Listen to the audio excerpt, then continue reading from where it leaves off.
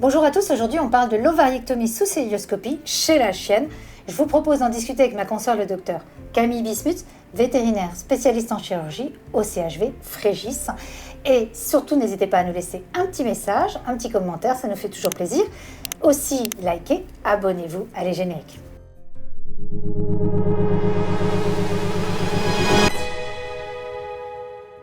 Bonjour Camille. Bonjour Valérie. Bon, je te remercie de m'accueillir à Frégis.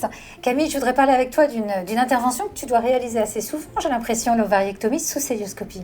Oui, tout à fait. C'est une intervention qu'on réalise ici et qui a plein d'avantages par rapport à l'ovariectomie classique. Alors, l'avantage, est-ce que tu les réalises sur une chienne d'un âge identique à celui de l'ovariectomie classique ? Tout à fait, c'est à peu près le même âge, aux alentours des 6 mois. Il ne faut pas trop tôt à cause de l'anesthésie, pas trop tard pour éviter l'apparition trop fréquente de chaleur et donc généralement aux alentours des 6 mois. L'ovariectomie sous cœlioscopie, est-ce que tu peux nous expliquer rapidement la méthodologie ? Parce qu'on comprend bien que c'est mini-incision, petite caméra.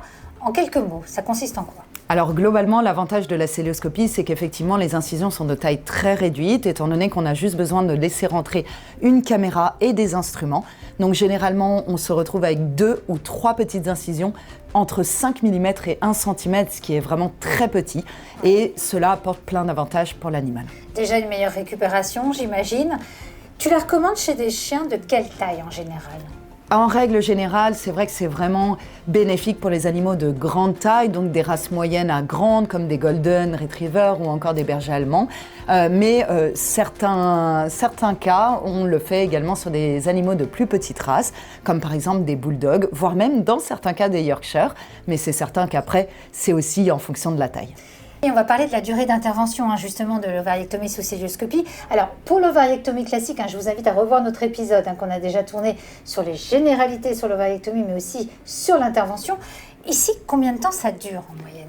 Globalement, la durée de l'intervention est aux alentours d'1 heure, mais la grande majorité du temps sert à l'installation de l'équipement. Ça nécessite beaucoup de matériel. L'intervention en tant que telle est à peu près similaire entre une ovariectomie classique et une ovariectomie sous cœlioscopie. On est sur une vingtaine, trentaine de minutes maximum. Et ensuite, bien sûr, il y a la récupération de l'animal, gestion de la douleur. Grosso modo, un animal qui rentre le matin à jeun à la clinique, qui arrive le matin à jeun. Est-ce qu'il ressort le soir même chez son propriétaire après l'intervention ? Tout à fait. Effectivement, c'est des interventions qu'on fait en ambulatoire. Les animaux arrivent le matin à jeun, on les opère dans la journée, on les garde en surveillance quelques heures après l'intervention pour s'assurer que tout va bien et que le réveil se passe bien. Et généralement, ils rentrent chez eux en fin d'après-midi chez leur propriétaire. Tu me disais que, contrairement à l'ovariectomie classique, tu n'as pas forcément de suture. Comment tu fermes alors ces plaies finalement lors de ces ovariectomies sous cœlioscopie ? Alors effectivement, l'avantage encore une fois de la cœlioscopie, c'est la taille des incisions. Et donc sur des incisions de 5 mm ou d'1 cm, on utilise des surjets intradermiques et ensuite de la glu pour fermer les plaies. Alors ouais, de la glu, mais pas de la glu super glu quand même, une glu spécifique. Oui, tout à fait, une glu spécifique, une glu chirurgicale, effectivement, qui nous permet de faire comme un petit pansement sur la plaie et nous permet effectivement de nous affranchir de points de suture, ce qui nous permet également derrière, en fait, dans certains cas, de ne pas avoir la collerette et de mettre en place des petits bodys, des petits t-shirts. C'est quand même beaucoup plus sympa pour l'animal. Oui, c'est plus sympa et plus confortable, j'imagine.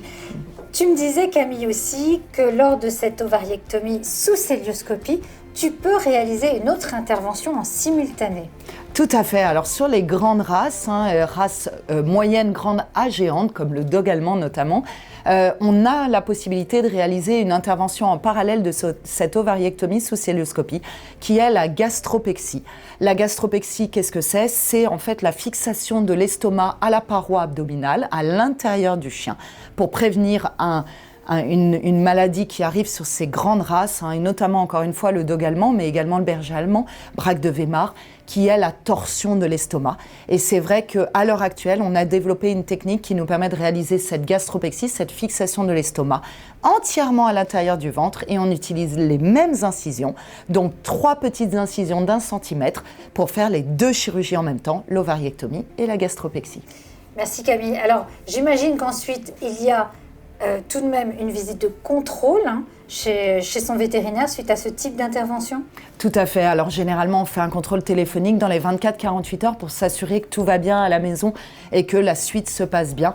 Et normalement, on a un contrôle entre 10 et 15 jours post-opératoire pour s'assurer de la bonne cicatrisation des plaies et une reprise d'activité normale pour l'animal. Voilà, parce que pendant 15 jours, l'animal doit rester au calme à la maison, j'imagine. C'est juste les sorties sanitaires pour aller faire pipi et ses besoins. Mais il vaut mieux éviter que l'animal bouge dans tous les sens quand même. Oui, tout à fait. On recommande quand même une période de repos parce que, on a quand même incisé la paroi abdominale et donc mis des points de suture à l'intérieur. Même s'il n'y a pas de point de suture à l'extérieur, il faut imaginer que il y a eu une incision qui a été faite. Et de ce fait, si on veut maximiser la récupération et minimiser les complications et notamment les infections de la plaie ou encore les lâchages de suture à l'intérieur sur la paroi abdominale, il faut mieux rester au calme pendant une quinzaine de jours.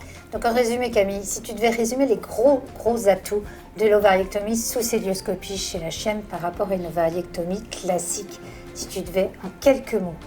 Alors globalement, ce que je dirais, c'est minimalement invasif, c'est vraiment des toutes petites incisions, une hospitalisation très courte et une récupération très rapide. Bon, en tout cas, je te remercie. C'est pas réalisé encore par tout le monde, ce type d'intervention, parce que ça nécessite un matériel assez sophistiqué, j'imagine. Oui, tout à fait. Effectivement, pour le moment, c'est encore un équipement qui est assez lourd. Il y a également une courbe d'apprentissage pour réaliser ce genre de chirurgie, parce qu'on ne vient plus réellement en fait travailler avec nos mains comme on fait sur une ovariectomie classique. Les mains se transforment en instruments qui vont rentrer à l'intérieur du ventre. Avec une caméra, ça demande quand même de travailler la 3D. Et donc, c'est vrai que ici, notamment, on forme les jeunes chirurgiens à ce genre de chirurgie. Et effectivement, pour le moment, ça reste plutôt dans des centres relativement spécialisés. Bon, en tout cas, je te remercie beaucoup, Camille, pour ce partage d'expérience. J'espère que cet épisode vous aura intéressé au sujet de l'ovariectomie sous célioscopie. Vous l'aurez compris, il y a toujours l'ovariectomie classique, réalisée en clinique vétérinaire.